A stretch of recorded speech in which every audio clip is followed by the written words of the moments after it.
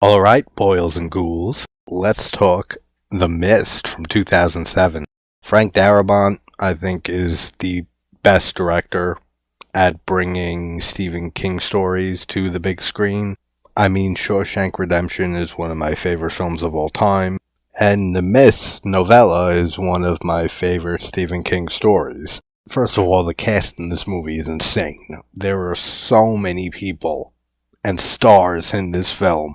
Thomas Jane, Marcia Gay Harden, Toby Jones, William Sadler, Jeffrey DeMunn, who we see a few people in this movie go on to be in The Walking Dead. He's one of them. We have Carol, Melissa McBride from The Walking Dead. There's so many great actors and actresses in this film, and everyone does such a great job. If you haven't seen The Mist for some reason, short plot synopsis: a town is taken over by this mysterious mist that has very Lovecraftian type creatures in it, and the whole town basically barricades themselves in a supermarket to try to survive. That's basically all you need to know. It's a classic story. It's a classic adaptation of Stephen King. I don't know many people who haven't seen The Mist at this point. And the ending of this movie, oh, it's one of the most depressing, gut-wrenching endings ever. So let's deep dive into The Mist and see if we ever come back out. So it's just a normal night in this town, just like any other night. And then the power goes out, and then this mist starts rolling into town. And everybody takes to the supermarket. And Thomas Jane plays the main character, right? David? Yeah, David, that's his name. And then he has his little son, Billy. And another thing with this movie, the cinematography is excellent in this film. But I am watching my preferred version of this movie, the black and white version. If you haven't seen this movie in black and white, do yourself a favor and go check this movie out in black and white. Because ever since I first saw it on the DVD back in the day when they released this, I don't think I've ever watched it in color again. Maybe one other time. But the black and white just adds to the already creepy-ass atmosphere throughout this whole movie. Another thing about this movie that makes it an excellent adaptation of the source material is there's a lot of good character development. You get to know all of these characters to a degree, depending on who they are.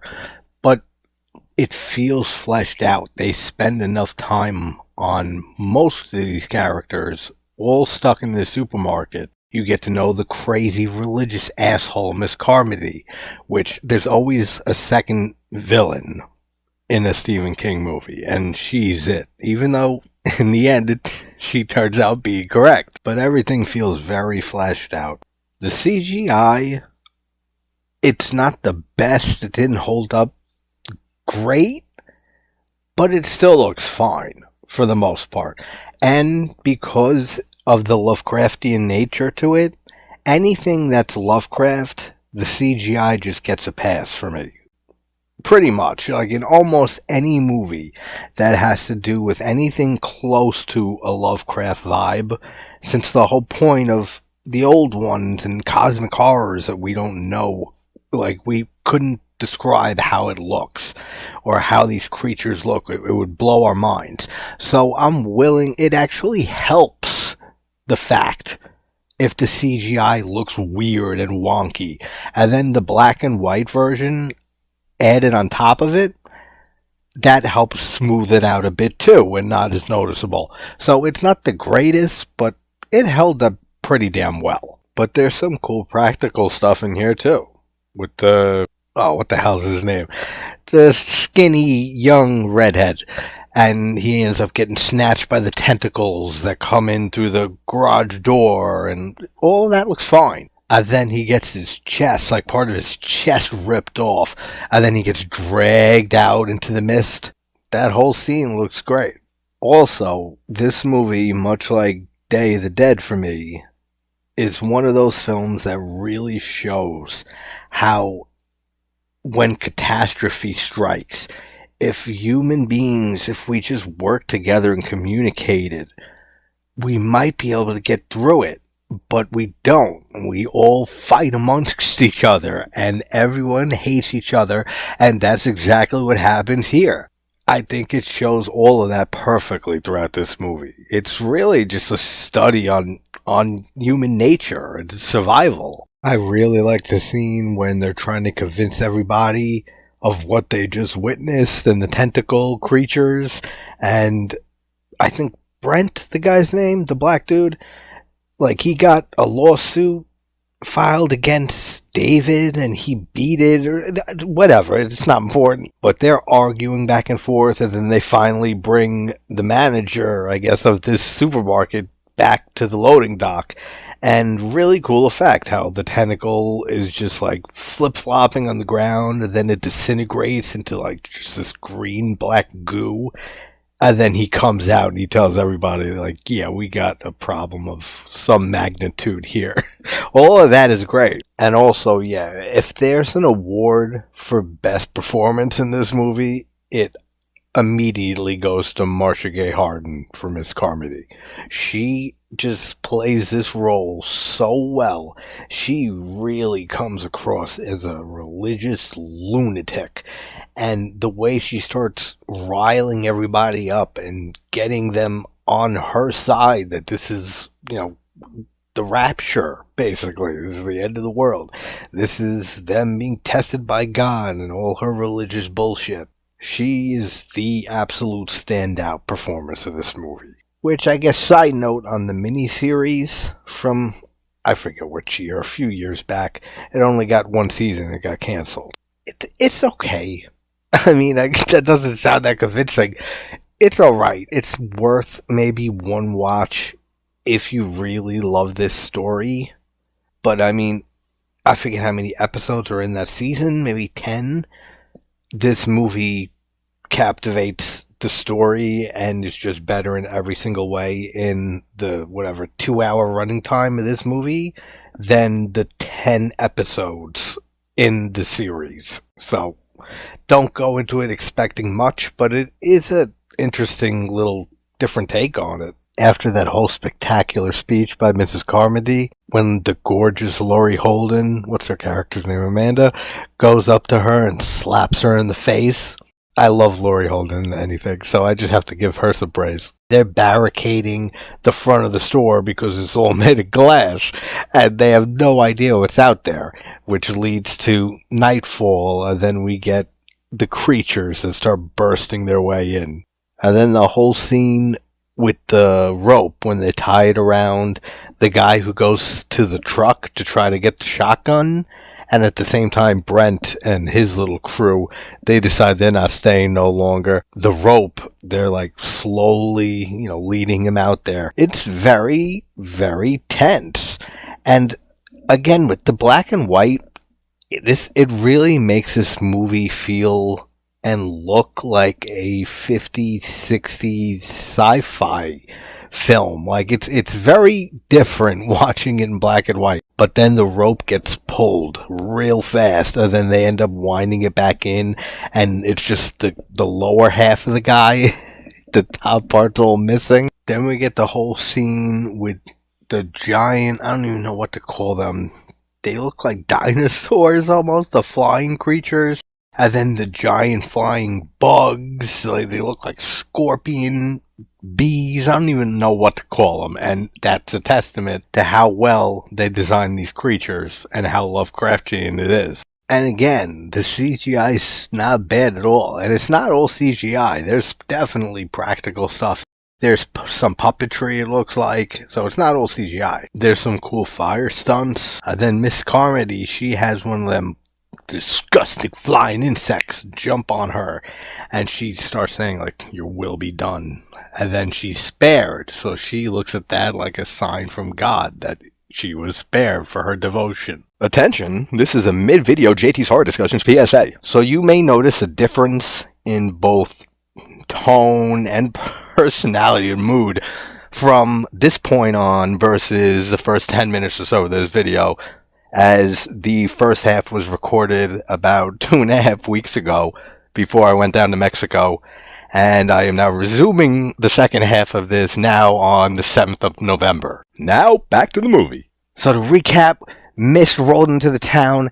Everybody in the town, they just guarded themselves into the supermarket. They're stuck there. And now it's nighttime and the creatures are fucking coming out. And like I was saying, with some of the effects, they look really good. Like the practical stuff here. With, again, I don't know what to call them. It looks like a bat with the wings, but with the head of a dinosaur. Or some type of dinosaur look to his face. I don't know how to describe it. But when he's like ripping the guy's neck, he's like eating his neck off. That looks really good. And you see it stretching. There's some really good effects work in all areas here. Puppetry, in CGI, in practical, like, they did a really good job with these creatures. Then they start lighting mops on fire. And see, again, fire works with goddamn everything in monster movies, except the blob. Oh, and then you got the scorpion ones, the flying scorpion creatures. I forgot that they can sting you, and they sting that woman, and her face starts, like, really blowing up, and then she just dies. That's a cool addition, too. Then we have a pretty tense scene, which the first time you see this, because you know what happens to this kid, it's tragic. But when one of the dino bats, that's where we're going, they're walking towards the son of David, and it's shot very well. There's a lot of suspense there, because the first time you see this, you don't know what's going to happen, and if they'll go that far, letting this kid get killed here. And then Ollie, that's his name, right? Who's like excellent with a gun. He works here at the store, and like nobody pictured that he was so good with a firearm, but he's like the best there. He ends up killing the dino bat. All of that's really good. And when I say that woman's face puffs up and blows up from the stinger from earlier, they show her face again. Her face is fucked. Like it really looks good, the makeup job they did there. So I like when they reconvene. David and all his inner circle here, Jeffrey DeMunn's character. I don't remember any of the characters' names, but they reconvene and they start thinking about what they're going to do next. And they're saying, we got all the creatures that flew through the window, but how long before the big ones, like what got the kid earlier on with the tentacles, how long before one of those things comes crashing through the windows? And that's something I'm wondering, is where are those big things, and why hasn't one of them crashed through this window? Or we see at the end of this movie, we see in the mist that some of these creatures are huge. These things go up into the sky and they have enormous legs and tentacles and stuff. Why hasn't one of these things throughout the course of this movie just stepped on the supermarket and crushed it into oblivion? It doesn't really matter, but it's something that definitely I think about. What is making the smaller things? I mean, I know they come out at night is what they say, and it seems to be the case. I guess the big things like hibernate during the nighttime and they're active during the day. I like that they don't explain it, but I don't know. I'd like a little bit of an answer. I love when Jeffrey DeMunn's character says, we got another problem, though, and refers to Miss Carmody as Jim Jones, and we better get out of here before more people drink the Kool-Aid.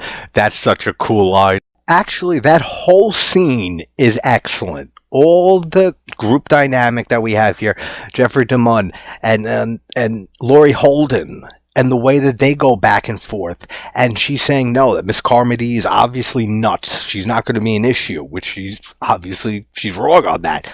And Jeffrey DeMunn is asked by her, do you have any faith in humanity? He says, none whatsoever. And she says, I refuse to believe that. She wants to see the good in humanity. And that's another thing this movie is great with. Like I said, the lack of communication and how people act when under extreme duress and extreme catastrophe. This movie is such a perfect example of that. So they decide what they're going to do is they want to get in David's car and just drive. Drive as far as you can possibly go on the gas that he has, and hopefully the mist hasn't expanded that far. But first they want to stop at the pharmacy to collect medical supplies and medication and stuff for the injured. Cool.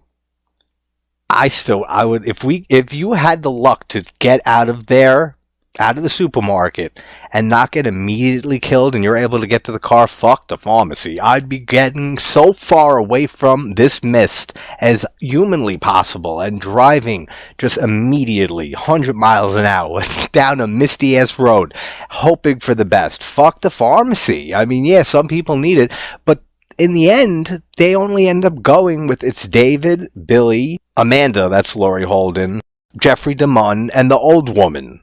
Right? Those are the only people in the car at the end. So, I don't know. I get it. I mean, they're trying to do the right thing, sure. Come back with medicine for the injured.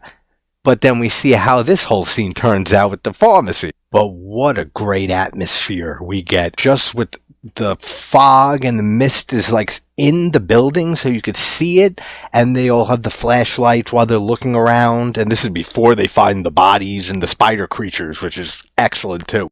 But really great suspenseful atmosphere that builds up to that reveal, and just the flashlights cutting through the mist, it's shot so well.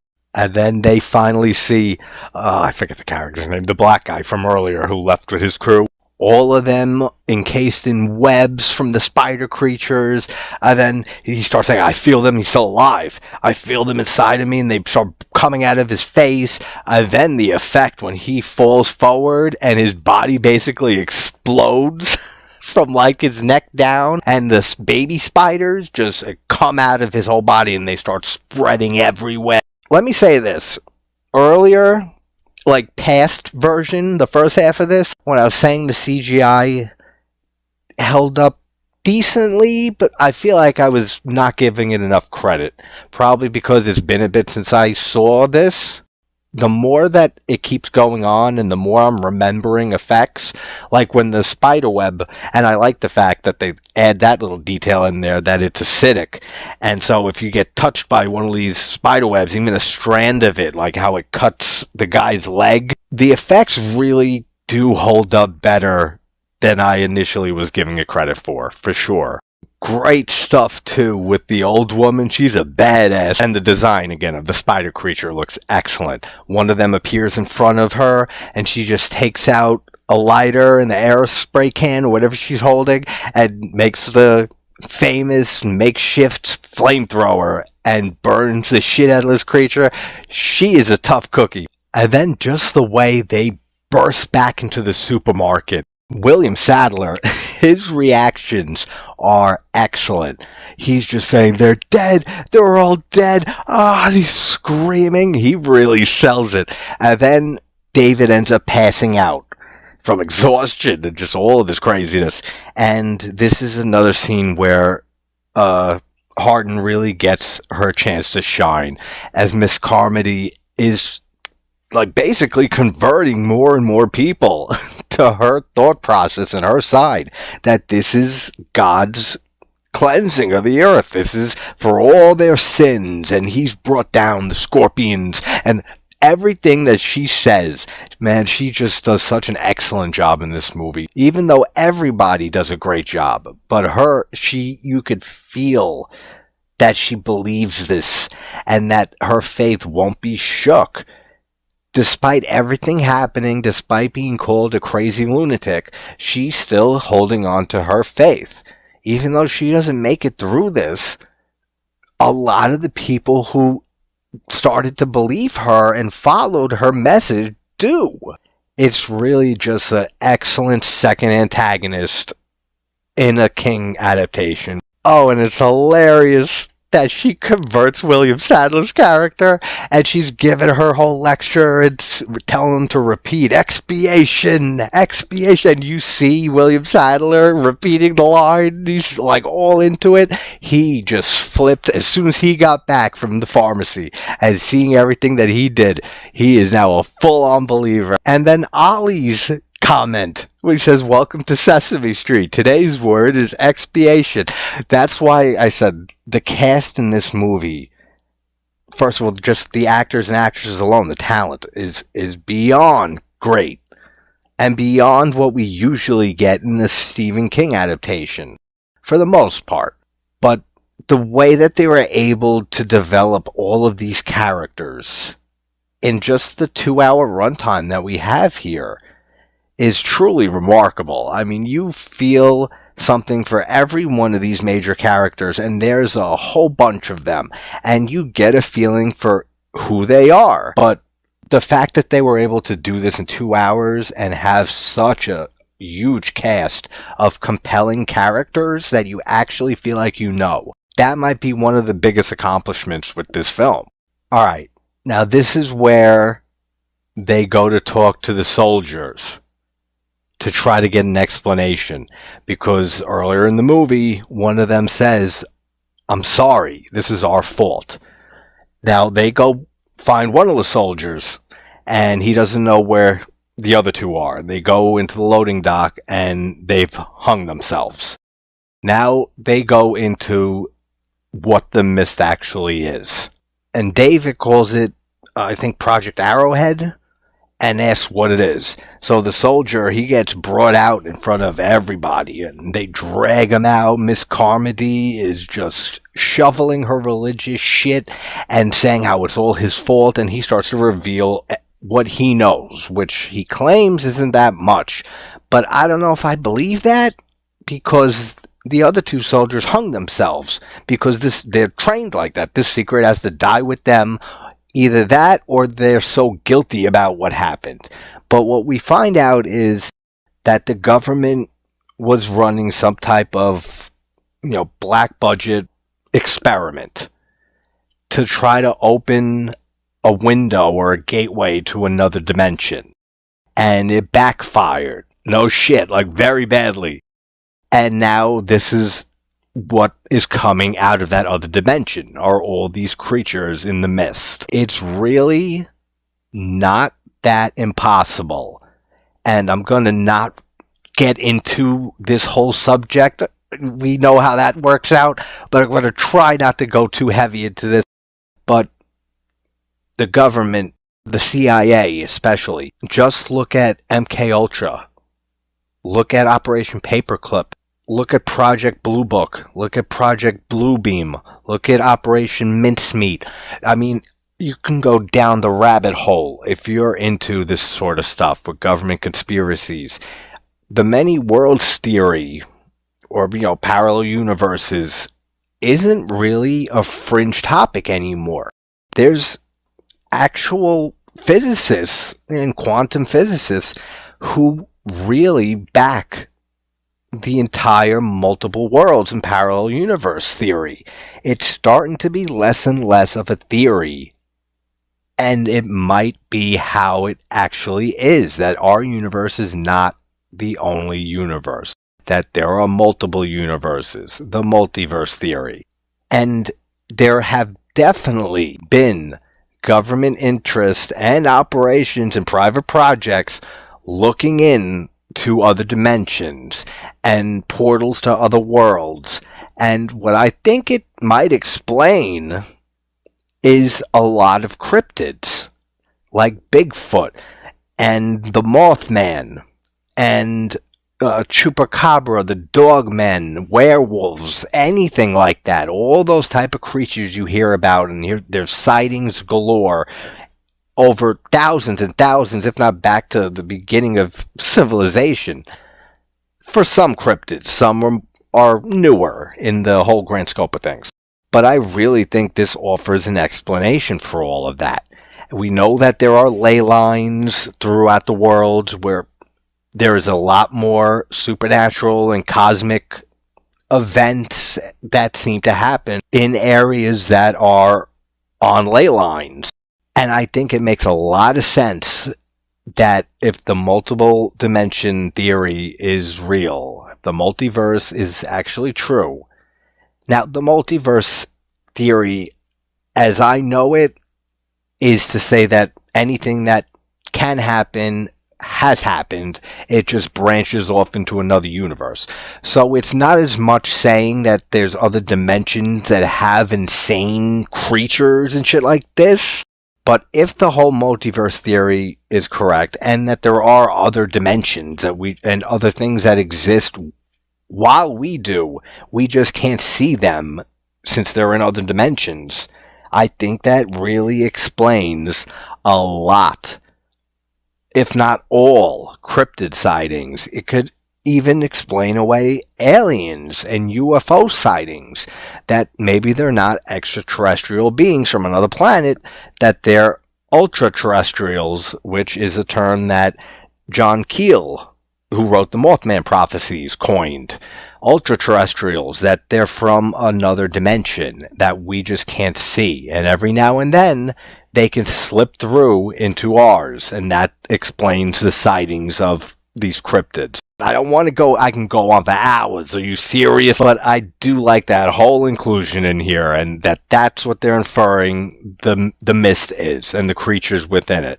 That the government did a experiment here, they were messing around with things they shouldn't have messed around with, they fucked up bad, and unleashed another dimension, basically, on the world. They opened up a portal. Then the way that Miss Carmody's whole following now, how they gang up on this soldier, and the one guy stabs him multiple times, and then they ostracize him, and they throw him outside the supermarket, and they wait for the creature to come and kill him. As they give him up as a sacrifice.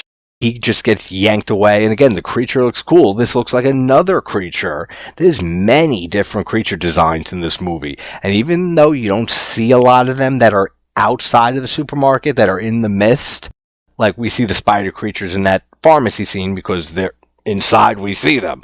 Same with the dino bats and scorpion flying things. We see them a decent amount because we see them in the supermarket. But the creatures that are outside in the mist, we don't get to really see them too much in this film. And we see, it's like almost like a lobster creature that's like crawling in the mist right before the soldier gets yanked away. It looks really cool though. And she says that the beast won't come for us tonight, because we gave this guy up as a sacrifice. And she's right. The next morning comes, and the beast from the night before, the dino bats, the spider creatures, whatever, they didn't come that night. So I think it's great how they really play it to both sides of how insane this woman sounds, and just how they're all acting, and just how primal everybody gets when it comes to their own survival. And at the same time, playing on the fact that maybe Miss Carmody is right. Maybe this is God's will. Maybe this is God punishing everyone for the government's mistake, for trying to play God, for trying to open portals to another dimension, for trying to question his will, for bringing all this upon us. They play both sides of it and show both sides of it very, very well throughout this whole film. And then she ends up getting killed and shot in the head by Ollie, which is fantastic. And what a great shot that is when they show Miss Carmody. She's dead with the bullet wound in her chest and her head, and her arms are spread open, almost like Christ on the crucifix. Great shot. And that was such a suspenseful scene with, I mean, this is the second time now that David's boy, Billy, has almost been killed. The first time from one of the creatures, and Ollie saved him. And the second time, she's calling for Billy. Miss Carmody and the whole group following her are asking that we want the boy. Kill them all. And then Ollie shows the balls that he has yet again and kills her. A lot of great tension in that scene. And then they end up running out the door and for David's car. And poor Ollie, man, the fact that he gets yanked right up from this big-ass creature, and then his remains just, like, fall onto the car, his bloody whatever that is. Oh, I feel so bad for Ollie. And then the other guy gets killed, too. So now they get in the car. It's David, Billy, Amanda, Jeffrey DeMunn's character, and the old woman. Oh, also, we get a little Wilhelm scream when one of the other guys gets eaten by the spider creatures, when he's honking the horn, David, trying to get him to find the car, and the spider creatures go and they jump over the car, and we don't see it, but he eats him alive. You hear the Wilhelm scream, so that's always fun to hear. Oh, that's right, that's what falls. I mean, there is blood and shit that falls from when Ollie gets killed. The gun that he's been holding this whole time, he's the one with the gun, dropped on the top of the car, the hood. So David goes out and grabs the gun. And with that, they turn the car on and they start driving. And I love how we see the shots of the people inside the supermarket all watching to see if they immediately get, killed or wrecked by these big creatures. And they watch as they drive away. And the score at the end here is great with the whatever music it is. It sounds Indian or something like that. Doesn't matter. It's used to great effect. When we finally get the real fucked up ending, it adds so much to him screaming in agony. And then we get the great shot of the huge creature that's just slowly stomping around, walking in the mist. Just their reactions, how they're looking at this thing, and they just don't know what to think. They don't know what they're seeing. As Lovecraft as it gets, just in complete awe, like their minds can't comprehend it, and that's exactly how it should be. Their reactions, they all pull them off brilliantly here. And then they have no more gas to go on, and they decide to all end it. And they have 4 bullets left in the gun. So David has to shoot his own son. Shoot the girl he kind of started to like a little bit here. The badass old woman and Jeffrey DeMunn. And just his reaction after doing that, of him screaming in just disbelief and so much pain. And he can't, the way he tries to pull the trigger over and over again on himself, and there's no bullets left, even though he knows there isn't. Like, the performance he puts on here is heart-wrenching. And then he gets out to let this big-ass creature come and tear him to shreds. And then the mist starts clearing just a few minutes after he just killed everyone, including his son, in that car. And the military arrives. The mist is fading, and they're burning the leftover creatures that are still there. And you see the survivors being taken away and rescued by the military, including Melissa McBride's character, who left early on in the movie on her own because she left her kids at home, and she has her kids there on the convoy. Oh my God, I cannot imagine the absolute pain and sorrow and trauma and everything that David's character is feeling when that music again and kicks in, and he just starts screaming and at the sky and screaming left and right as the military are surrounding him and they're fixing the problem. I can't live after something like that. How do you live with that? How does he continue on living? I forget if I said this when I recorded the first half, but I would immediately have just attacked one of these military people and gotten myself killed. That immediately. How do you live with this? You survive after killing your kid and 3 other people, and now you have to live with that. There's no way. There's no... Oh, every time I see this movie, man, the ending just rocks my world. If they would have just held on for 5 more minutes, they all would have survived this. And this is why it's one of the most gut-punching, emotional endings in a horror film or a movie in general that I can think of. This is such a dark ending, but it fits and it works so well. And that's why Darabont got such praise from Stephen King for changing the ending. He thought it was so much better than his original ending, which is just them driving and then hearing a radio broadcast that says there might be hope in some state or something like that. Just keep driving this hope. That's basically how the novella ends. What an excellent film. A favorite Stephen King adaptation. And just all the directing by Frank Darabont, all the cast, their performances are just excellent through all of this. The writing and the script, everything. There's not much negative I could say about this film. Marcia Gay Harden's performance as Mrs. Carmody, that is just huge praise there too. Such a blast rewatching this, even though it took 2.5 weeks to finish it. But That's The Mist from 2007. Hope everyone's having a great morning, afternoon, or night, and I will talk to you soon. Take care, everybody.